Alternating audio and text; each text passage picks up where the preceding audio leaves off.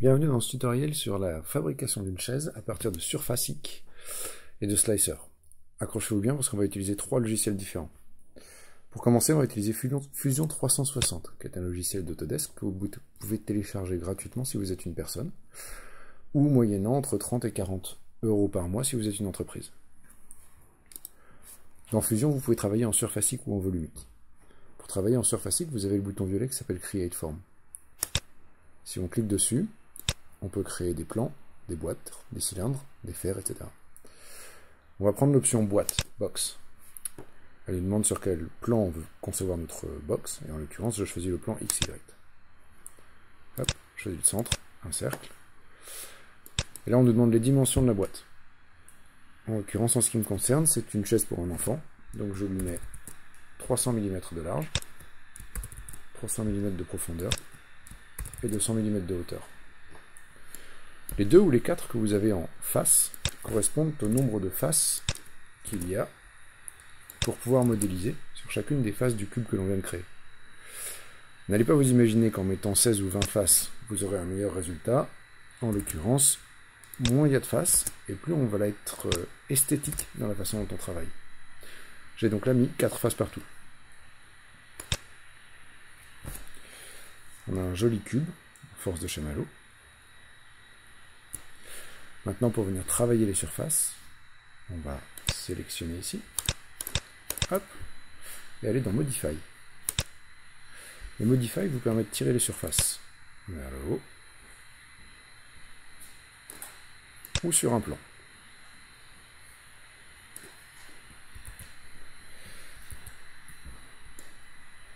Si on désire faire l'assise du siège et qu'on se contente de le tirer vers le haut, vous voyez qu'on va avoir une forme qui risque d'être facilement compliquée à travailler. Il est possible de rajouter des surfaces quand on tire en maintenant la touche Alt enfoncée. Je recommence. Ça consiste à tirer une surface. Et en maintenant la touche Alt, je rajoute une surface. Et une dernière, je rajoute une surface. Ok. Là j'ai ma chaise, et je peux la déformer comme je veux. On peut tirer et pousser sur les surfaces, mais aussi sur des arêtes. Là, je vais en sélectionner plusieurs en maintenant la touche Alt, CTRL enfoncé. Modify. Et je vais les tirer. Pareil, il est possible de les tourner et d'obtenir des déformations un peu bizarres. Avec un point, Modify, et je le pousse.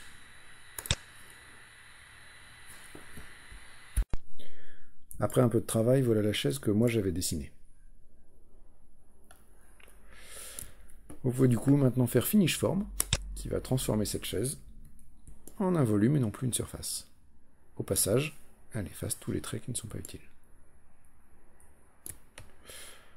Maintenant, pour transformer cette chaise en objet physique, en ce qui me concerne, une imprimante 3D de cette taille-là, je n'ai pas, donc je vais le faire en bois, avec un outil qui s'appelle Slicer. En haut, ici, dans Make, vous avez un bouton, et vous avez la possibilité d'avoir Slicer for Fusion 360. Nativement, vous n'avez pas ce plugin. Pas de souci. Internet, vous cherchez Slicer pour Fusion 360 sur Google. La première réponse qu'on va vous donner est apps.autodesk.com. Et vous pouvez télécharger, encore une fois gratuitement, le Slicer pour Fusion. Télécharger, extraire, et il va se mettre tout seul dans Fusion. Il faudra peut-être redémarrer Fusion. C'est l'équivalent de 1, 2, 3D Make qui a été arrêté par Autodesk. Chaise finie, Make, Slicer. Il demande de choisir le body, parce qu'on peut avoir plusieurs corps. En l'occurrence, c'est ma chaise, que je veux envoyer sur le Slicer. Et en lui disant OK, il va nous ouvrir le Slicer Fusion avec ce fichier. Dans le Slicer de Fusion, on n'est pas obligé de lui donner des fichiers faits par Fusion. On peut aussi lui donner un STL ou un OBJ, des pièces qui viennent de l'extérieur, ou des pièces qu'on aura trouvées sur Thingiverse, Imagine, des choses comme ça.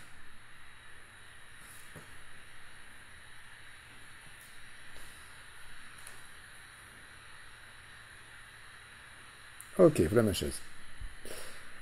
Par défaut, il la retravaille, il lui remet une dimension. Donc il faut lui préciser qu'on l'a dessinée à la bonne taille, et que donc il faut prendre la taille originale. Et en français, je le mets en millimètres.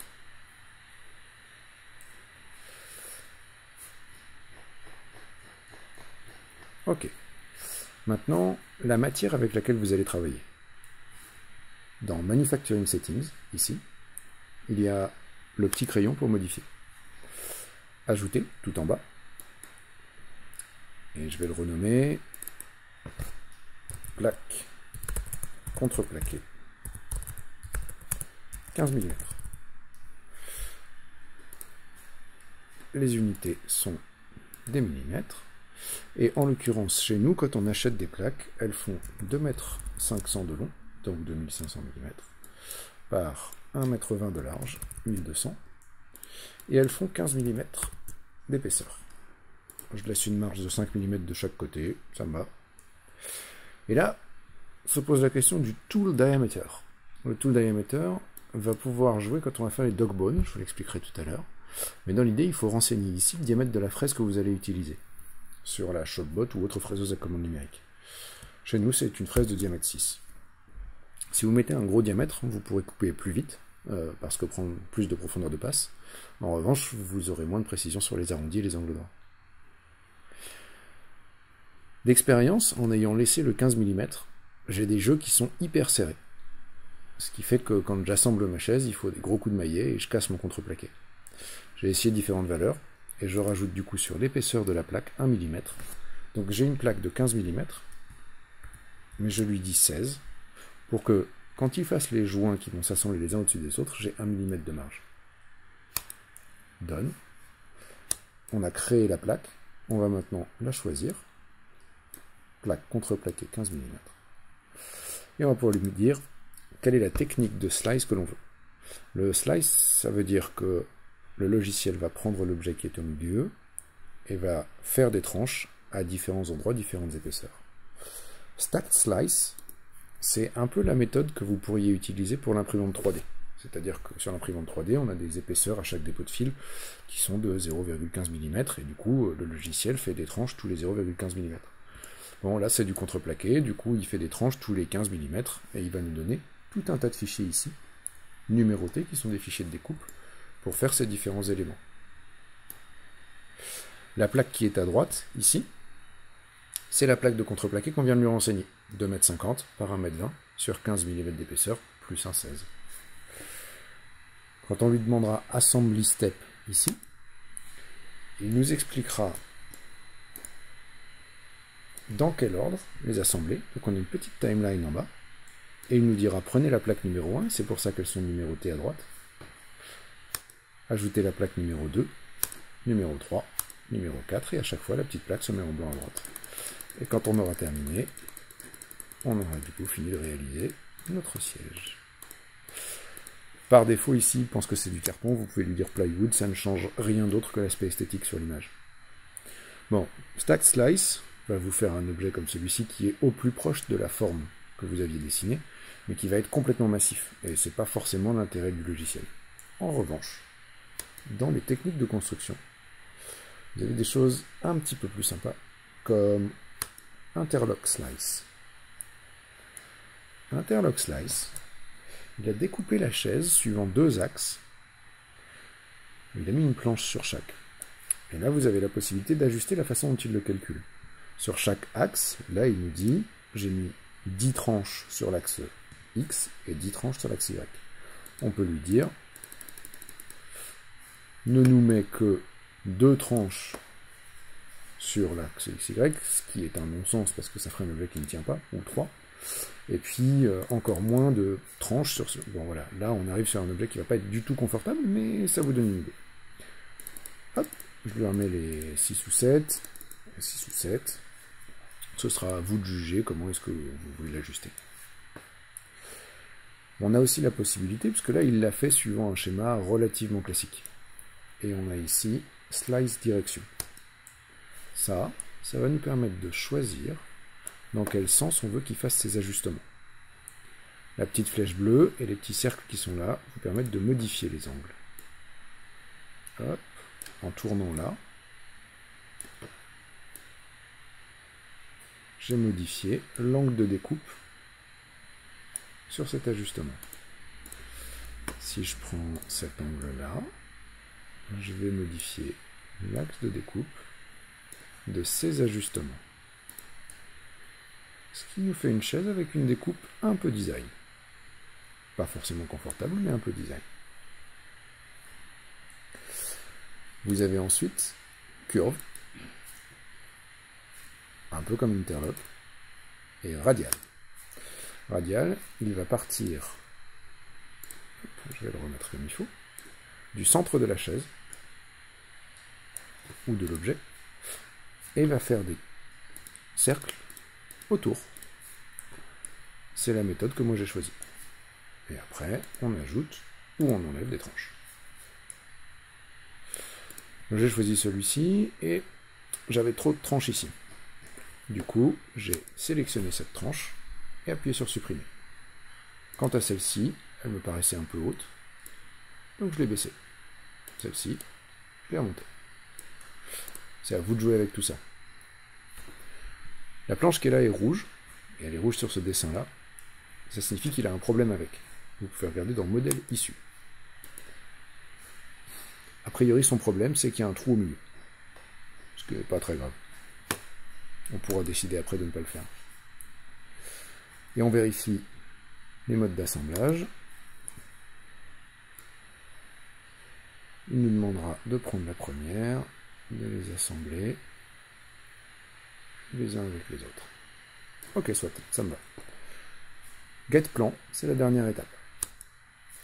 Le schéma que vous aviez à droite, il vous propose de l'exporter en EPS, PDF ou DXF. En ce qui me concerne, j'ai toujours mieux réussi avec le DXF. Bien lui préciser que c'est du millimètre. Et on peut l'exporter sur son ordinateur ou sur le Fusion Team. Exporter sur l'ordinateur, en l'occurrence je vais le mettre hop, dans mes téléchargements, et fichier DXF qui s'appelle chaise. Ok. Si vous l'exportez sur le Fusion Team, ça va l'enregistrer dans ce que vous avez dans Fusion, ici à gauche. Dans Fusion, vous pouvez stocker ici autant de fichiers Fusion que vous voulez, il n'y a pas de limite. Et vous pouvez rajouter 200 Go de n'importe quel autre fichier. Et en l'occurrence, le slicer, quand vous lui dites enregistrer dans mes données ici, il considère que c'est des dossiers outre, mais il vous permet de le sauvegarder pour que ce soit toujours sur le cloud.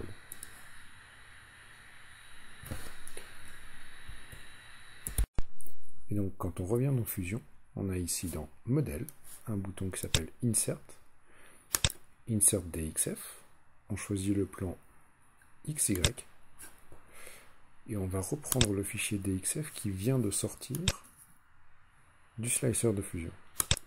Ouvrir, et là ça va prendre un peu de temps pour intégrer le fichier, donc pas de souci, prenez votre mal en patience. Ok, une fois le fichier importé, il va falloir décocher ici, dans les calques, le calque annotation, ce qui vous enlèvera tous les textes qui sont ici au milieu.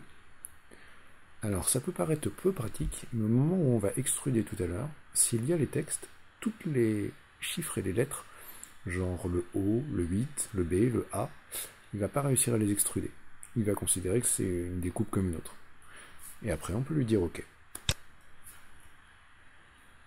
Pareil, il y en a pour 2 ou 3 minutes, le temps qu'ils finissent de calculer.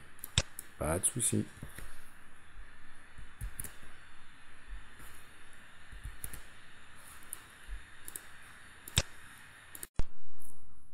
OK. Le Fusion 360 a un module ici qui s'appelle CAM, FAO en anglais, FAO en français, pardon, fabrication assistée par ordinateur, qui va permettre de transformer ce fichier DXF en un fichier qui est compréhensible par une fraiseuse à commande numérique, comme une Shotbot ou toute autre fraiseuse à commande numérique bois. Avant ça, il va falloir transformer ce fichier DXF en un fichier qu'elle peut comprendre.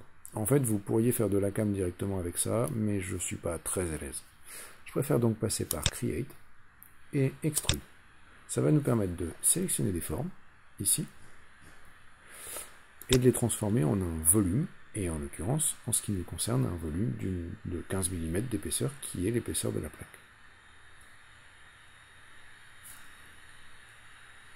En l'occurrence, ce n'est pas ça que je veux sélectionner, mais bien celui-ci et celui-ci et celui-ci, et on les sélectionne tous un par un.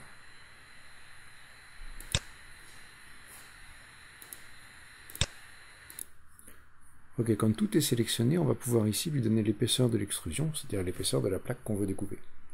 Là, on va bien lui mettre 15 mm et non pas 16. En fait, le 16 mm a permis ici de décider qu'on avait 16 mm entre les deux.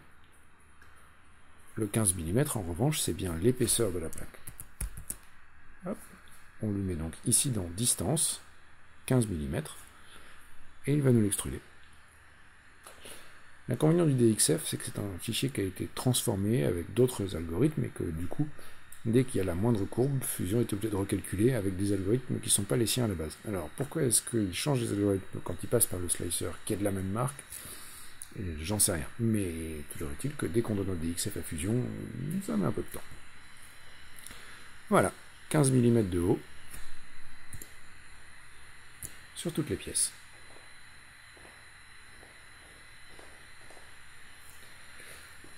On va pouvoir passer dans le module CAM.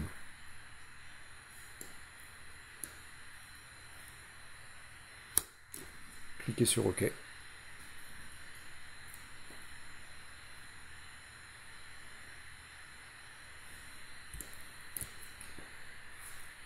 Et passer à la place de modèle en haut à gauche dans CAM. CAM.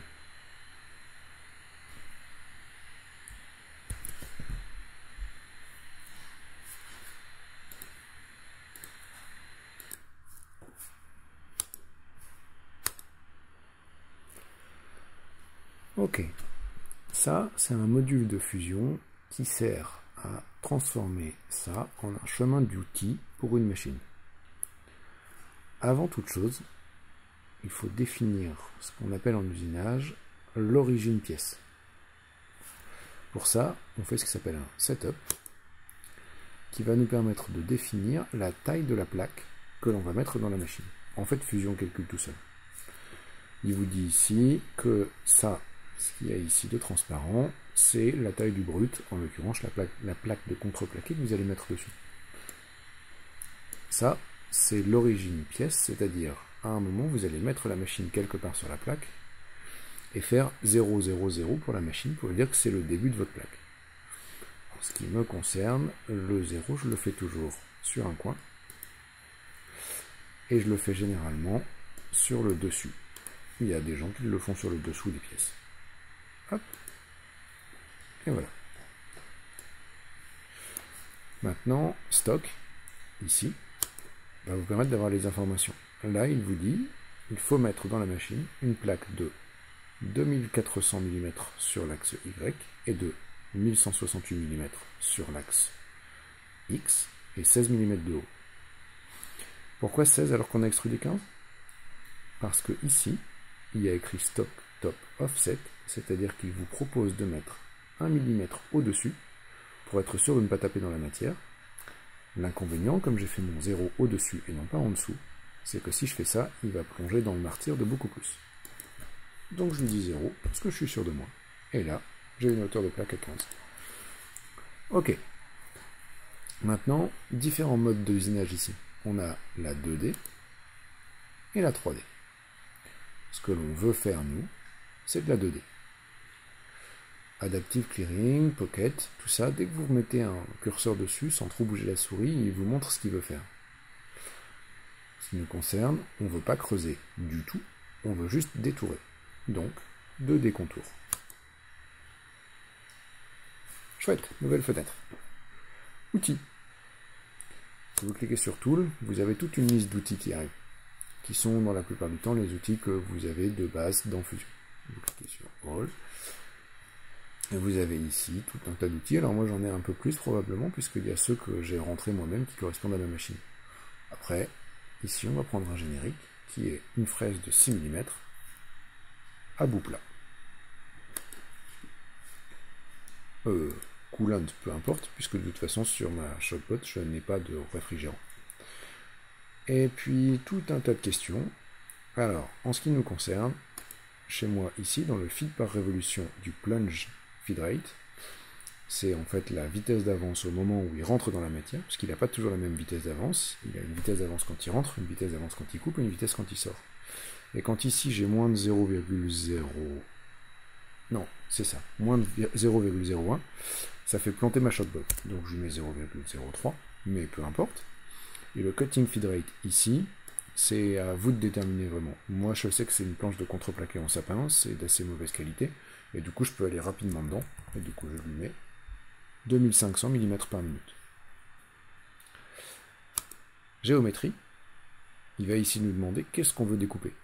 Par exemple, ici, je pourrais décider de découper l'extérieur, mais pas l'intérieur. Ou je pourrais décider de ne découper que cette pièce-là et de ne pas sélectionner les autres. Si vous cliquez, on avait le Z vers le haut. Sur la surface du dessus, il va essayer de découper quelque chose au-dessus, et du coup, il ne plongera jamais dans la matière. Donc il faut sélectionner les contours qui sont en dessous. Et on y va, un par un. Oups, erreur. Si j'ai fait une erreur, on revient, on appuie sur CTRL et on rappuie sur la surface. Pas sur la flèche, sur la surface. Hop, voilà. Touc. Et un par un.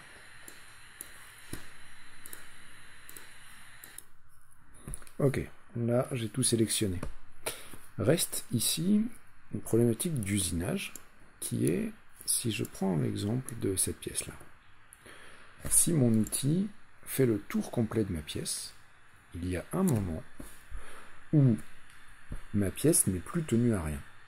C'est-à-dire que là j'ai un bout de planche, et là j'ai un autre bout de planche qui n'est plus du tout relié à l'autre.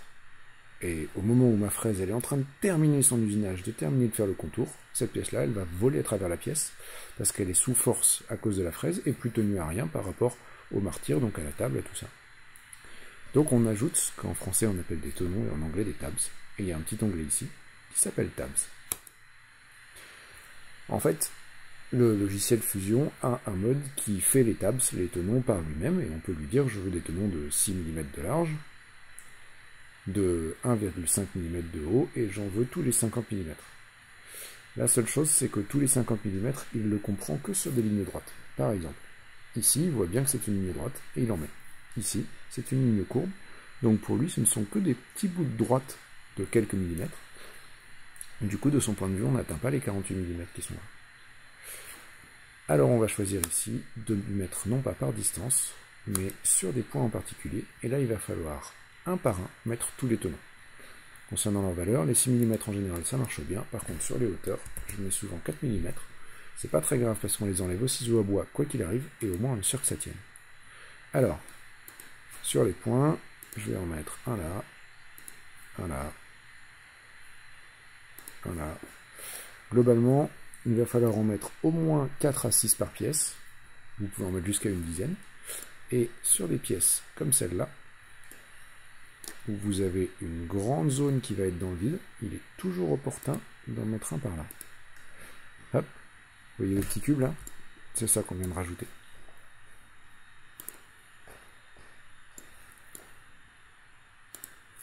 Quand vous avez mis tous les tenons, on passe sur la partie hauteur.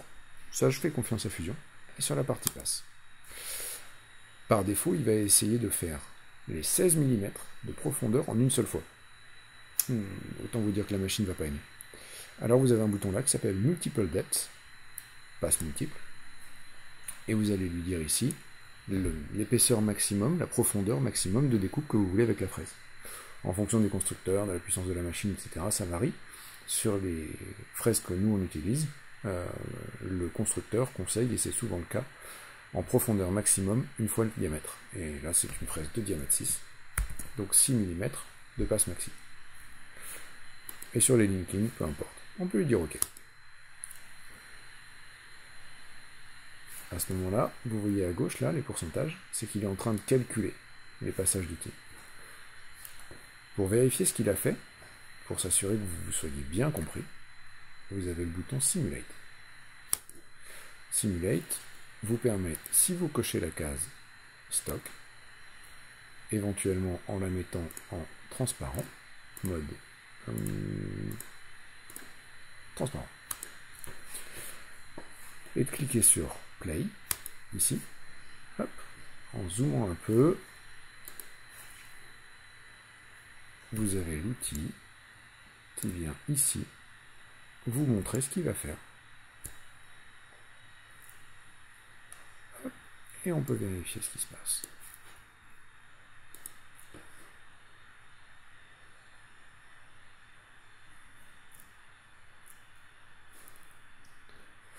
Bon, si vous n'avez pas envie de voir tout l'usinage, vous avez aussi un bouton qui vous emmène directement à la fin.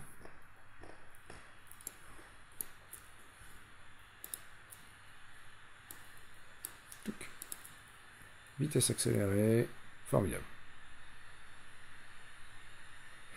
En bas, ici, vous avez une ligne verte.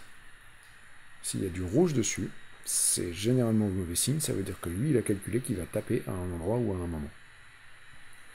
Après, les questions sur dans quel ordre il va usiner quelle pièce, etc., aucune idée. Ça, je ne sais pas vous dire. C'est souvent assez aléatoire. Cool, il a terminé mon contour. Alors, je vous montre à quoi servaient les tabs. Là, je clique sur Font, on le voit de dessus. Cette pièce-là, sans tenon, elle va décoller à la fin de l'usinage. Cette pièce-là, elle va être tenue avec le reste de la planche. Cool, ça me va. Le code couleur qui est là, ça donne sur le vert et le rouge l'entrée dans la matière et la sortie de la matière. Le bleu, c'est le moment où il découpe. Et le jaune, c'est le moment où il se permet d'aller plus vite parce qu'il considère qu'il est hors de la matière. Bon, tout ça c'est cool. Et là, il y a un bouton qui s'appelle Post Process qui va permettre de transformer ces mouvements en gros un fichier texte qui est compréhensible par la machine, qui contient toutes les positions les unes derrière les autres et les vitesses pour aller de l'un à l'autre, voire les formules mathématiques. Chaque machine a son propre langage. C'est pas le même fichier texte pour tout le monde. En ce qui me concerne, ma machine s'appelle une Shopbot, et du coup je vais prendre le post-processeur Shopbot, et je vais lui mettre le nom de fichier qui s'appelle chef. Si vous cherchez un post-processeur, vous avez la possibilité d'aller sur les forums de chez Autodesk, et chercher post-processeur, en l'occurrence chez moi c'était Shopbot. Et généralement vous trouvez des réponses dans les forums. Hop. Shopbot processeur. Chaise. Post. Il demande où on veut l'enregistrer. Je vais le mettre sur le bureau. Chaise.spd. Alors oui, c'est pas une extension .txt. En fonction des machines, ils ont des noms différents. Pour la Shopbot, c'est .spd. Enregistrer. Il calcule.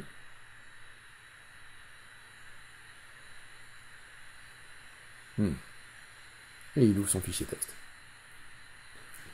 Tadam! Alors, c'est relativement incompréhensible, mais c'est la même chose que le fichier bleu qu'il y a derrière. Voilà, ça c'était pour la partie logicielle. Maintenant, il ne reste plus qu'à mettre tout ça dans la Shopbot.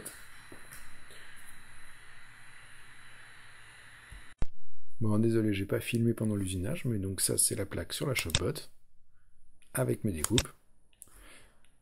Avant de les découper au ciseau à bois pour enlever les tenons, n'oubliez pas de les nommer. Si vous ne l'écrivez pas dessus, après c'est une vraie galère pour trouver les pièces, parce que globalement elles se ressemblent toutes. Donc on les sort, on enlève les tenons, par exemple ici ou ici. Un coup de ponceuse pour rendre les bords un peu lisses. Et après ça fait l'assemblage relativement tout seul. Voilà, bon désolé c'était un peu long, mais en même temps le sujet est un peu compliqué. À la prochaine!